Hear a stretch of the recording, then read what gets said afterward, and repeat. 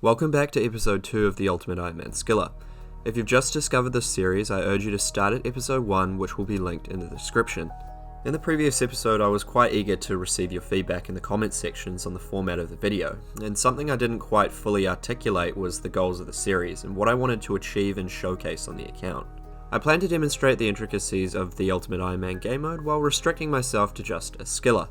I would like to showcase and break down certain mechanics that may seem like a brick wall to the public and how you can use said mechanics to your advantage in many different ways.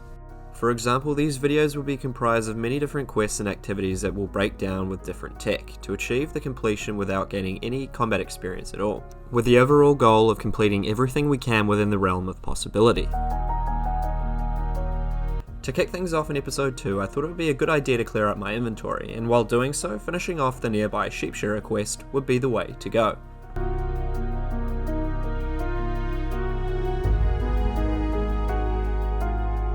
Now this would leave us off with 20 crafting, the requirement to complete Shiloh Village quest.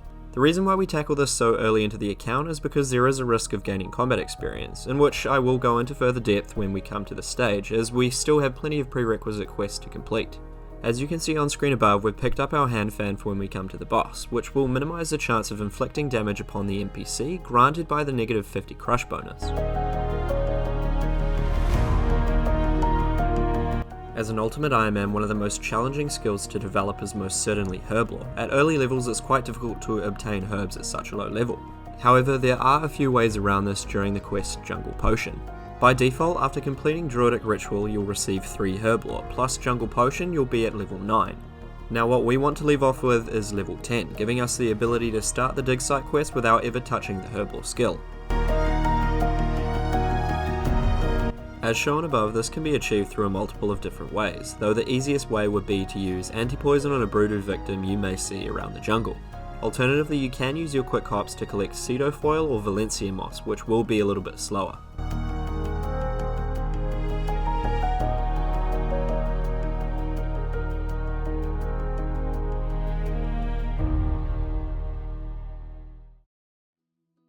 Moving straight into Shiloh Village, thankfully most of the items needed for the quest can be found in the general store, located only a short walk away.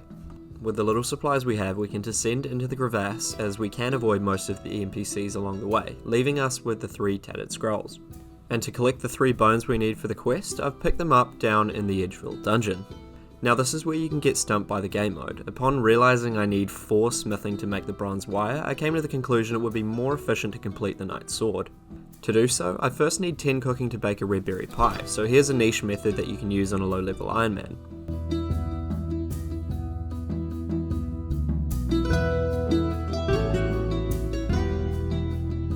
The one thing I've come to appreciate is the resourcefulness I've developed when playing with a restricted inventory, seeing you'd never really use any of these shops or spawn locations on a regular account.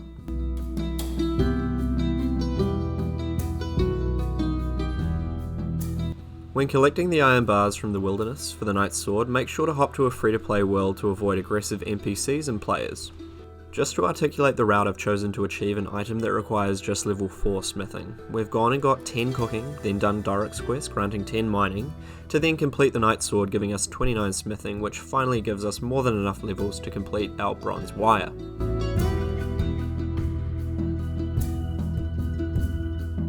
Also, a smart idea when completing the knight's sword, make sure to get an extra bar to save time on the Falador diary step in the future.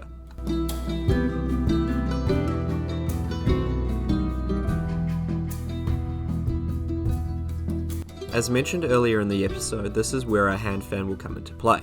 The reason why we use a hand fan in this circumstance is to heavily reduce the risk of inflicting damage upon the Nazistrel, as this is one of the few quests that we must attack before the death to attain the kill credit. Each of the 3 phases are quite easy. Have an ult with a serpentine helm and a blowpipe to inflict venom upon the NPC, then attack the Nazistrel before it dies on the skiller.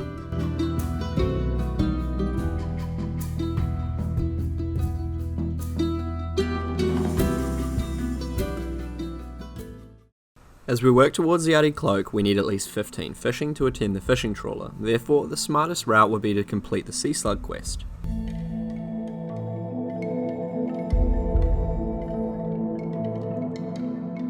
Now this quest will also give us the requirements for fishing contests, which will help us through one of the RFD subquests in the future.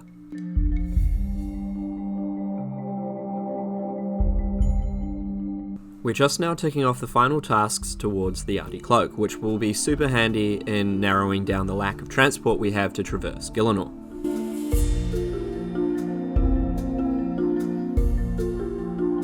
One of these tasks is to travel to the Rune Essence Mine, which requires Rune Mysteries. Now, when doing this quest, it's advised to pick up an extra ear talisman, or use the remaining one to make an ear tiara for the clue storage.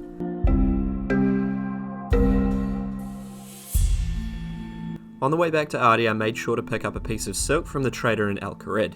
This will ensure that you don't get a 3-hour trade cooldown from the silk trader in Arty.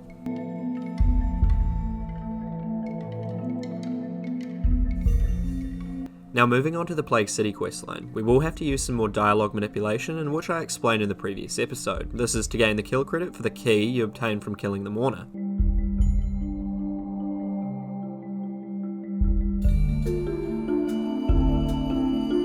This should be self-explanatory to those who have watched the previous episode. However, what we are doing is abusing a dialogue trigger that will grant us the kill credit for encountering our personal quest NPC in the overworld, as opposed to a personal instanced area.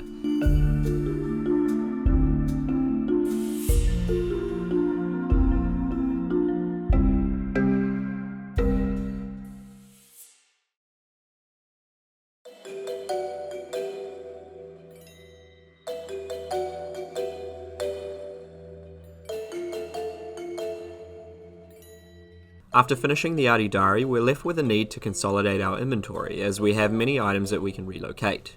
As mentioned before, the ear talisman can be crafted into a tiara, to then be stored in an Easy Clue stash unit. On my previous account, it took me several weeks to get one from a baby impling, so I highly advise this route instead.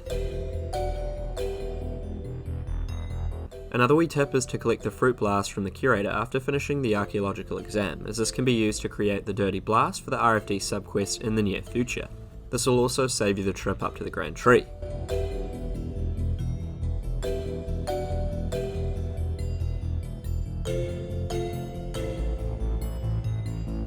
While I'm grabbing the Green Man's Ale for the RFD subquest, I thought it would be a good idea to show this method of transport, which can be useful at the early level of your account.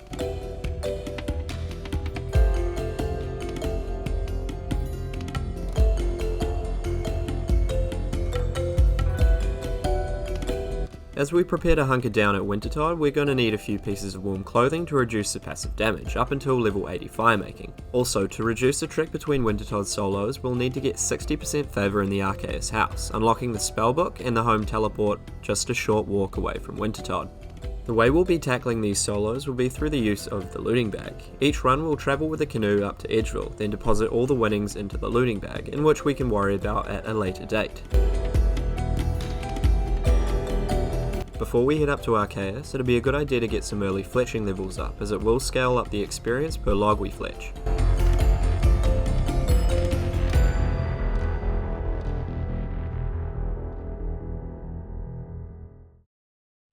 Now, a helpful tip for those with 10 HP would be to note some pineapples at the Tool Leprechauns to act as a stackable food source through the journey to 99. As your firemaking level increases past level 80, you'll only need 2 to 3 pineapples to survive a full game of Wintertodt, opening up a few more inventory slots for the rest of the game. Just taking a quick detour over Easter to complete this year's holiday event, as one of the rewards might come in handy in the near future.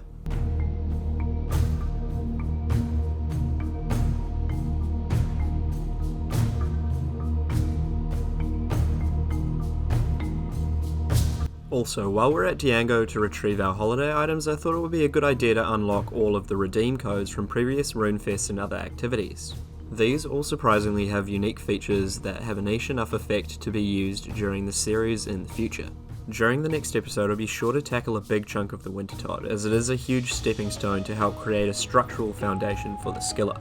It'll hopefully net us some phenomenal construction and fletching XP that'll go towards further storage, altogether helping greatly in the efficient development of the build.